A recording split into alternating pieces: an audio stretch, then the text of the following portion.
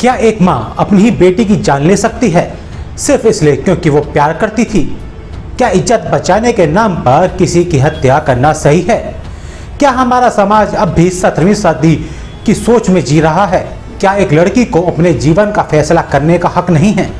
और सबसे बड़ा सवाल, आखिर कब तक बेटियों की जिंदगी परिवार की इज्जत के तराजू में तोली जाती रहेगी?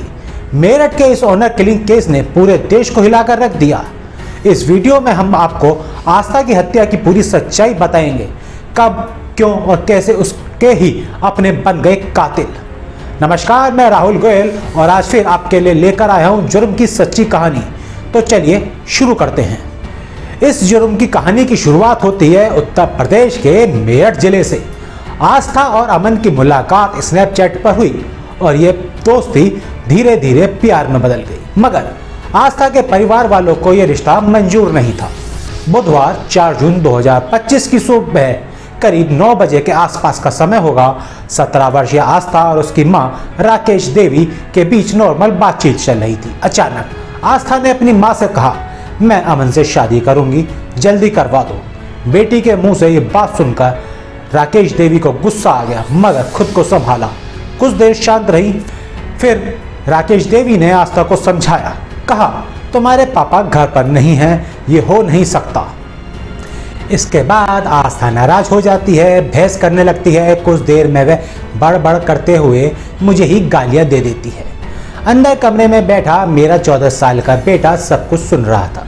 वो बाहर आता है और मेरी तरफ से आस्था को डांटने लगता है।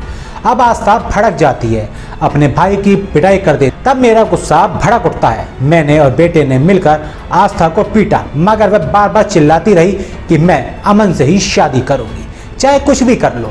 गुस्से में आकर बेटे ने आस्था के हाथ पकड़े और मैंने गला।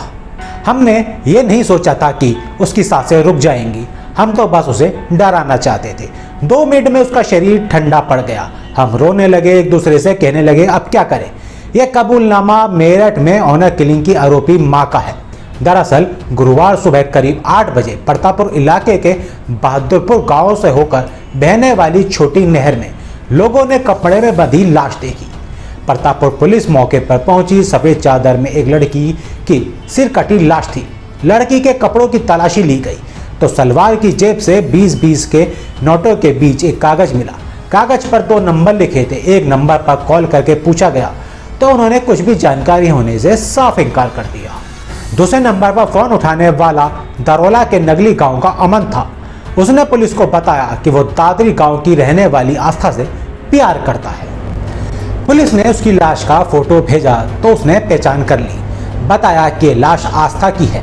इसके बाद पुलिस आस्था के घर पहुंची तो उसकी मां राकेश देवी ने कुछ भी बताने से साफ इनकार कर दिया। पुलिस ने राकेश देवी को लाश दिखाकर पूछा कि क्या यह तुम्हारी बेटी की है, तो उन्होंने मना कर दिया। इसके बाद पुलिस ने कड़ाई से पूछताछ की तो उन्होंने अपना जुर्म कबूल कर लिया। जिसके बाद पुलिस ने आस्था के मामा कमल और उनके बेटे मंजीत को हिरासत में लेकर और पूरे मामले का खुलासा कर दिया। शुक्रवार को पुलिस ने पूरे मामले में आस्था के दूसरे मामा समर को भी नामजद कर लिया। लाश बहादुरपुर की छोटी नहर में मिली तो पुलिस ने पंचनामे की कार्रवाई ग्राम प्रधान से कराई। इस मामले में क्योंकि परिवार के लोग ही हत्या में शामिल हैं, इसलिए वादी ग्राम प्रधान को ही बनाया गया है। इस केस में अब पुलिस ही मुख्य गवाह के रूप में रहेगी। पुलिस ने साक्ष्य के तौर पर जहां पर गर्दन काटी गई वहां खून से सनी मिट्टी, दराती, जिस कार से लाश ले जाई गई उसमें लगा खून, इन सभी को सबूतों के तौर पर एकत्र किया है। पुलिस पूछताछ में आस्था की मां राकेश देवी कहती हैं, मैंने सबसे पहले छत्तीसगढ़ में तैनात अपने पति को रमेश को फोन किया। उन्होंने बताया कि मुझसे बहुत बड़ा गुनाह हो गया है, मेरे हाथों आस्था की हत्या हो गई है। मैंने उनको पूरी कहानी सुनाई। वो कहते हैं, मैं परिवार के लोगों से बात करता हूँ कि क्या करना है, तब तक कहीं मत जाना, वहीं लाश के पास रहो। पति से बात होने के बाद मैंने अपने भाई कमल और समर को फोन किया, उन्हें भी पूरी कहानी सुनाई।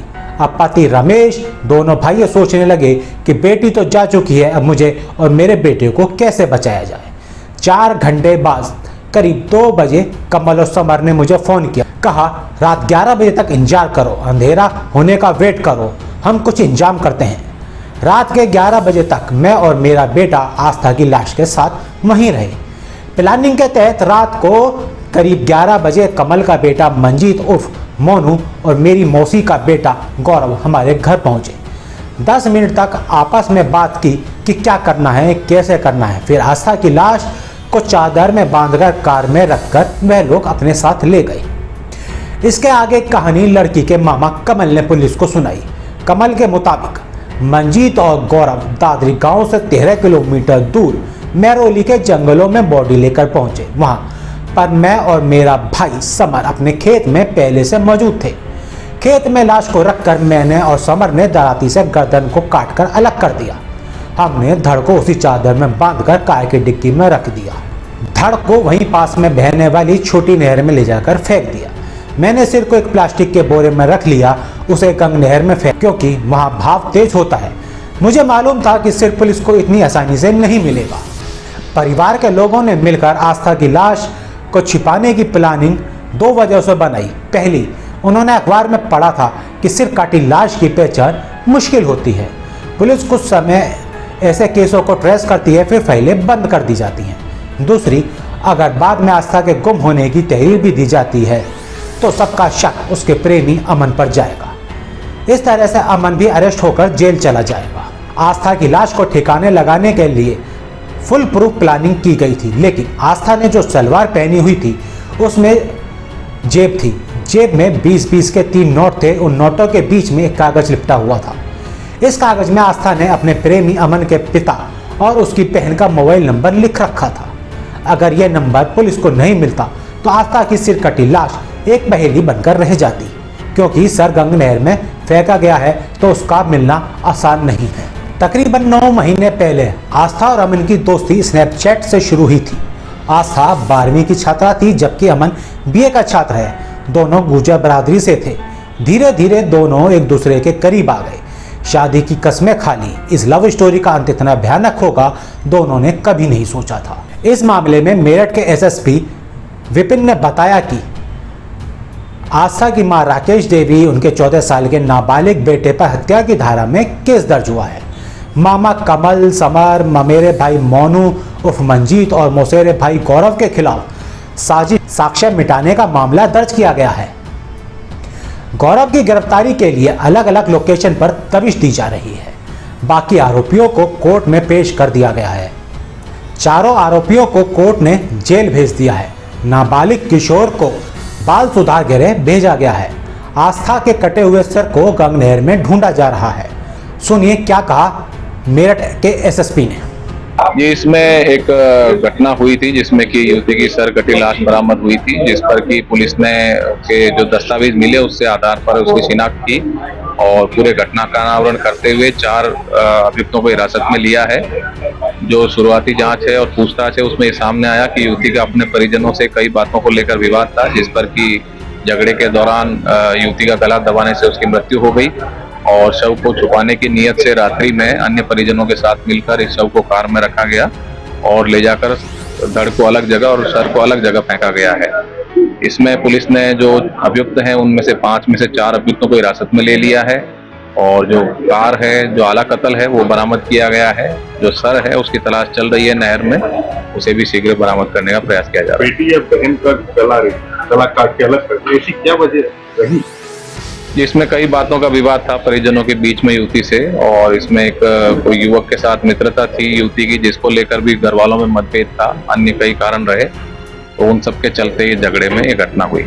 अभी कितने लोग? इसमें 4 लोग पुलिस ने गिरफ्तार कर लिए हैं। अब यहाँ सवाल उठता है कि क्या एक बेटी के प्यार करने पर उसकी हत्या जायज हो सकती है? क्या ऑनर के नाम पर मर्डर करने वालों को कड़ी से कड़ी सजा मिलेगी? कमेंट में अपनी राय जरूर बताएं। अगर आपको वीडियो पसंद आया हो तो लाइक करें, चैनल को सब्सक्राइब करें और इस वीडियो को शेयर करना न भूलें। ऐसे ही असली क्राइम केस की कहानियों के लिए बेल आइकन जरूर दबाएं। हम लाते हैं ऐसी सच्ची कहानियां जो आपको झकझोर देंगी। मिलते हैं अगले वीडियो में, तब तक के लिए जय हिंद।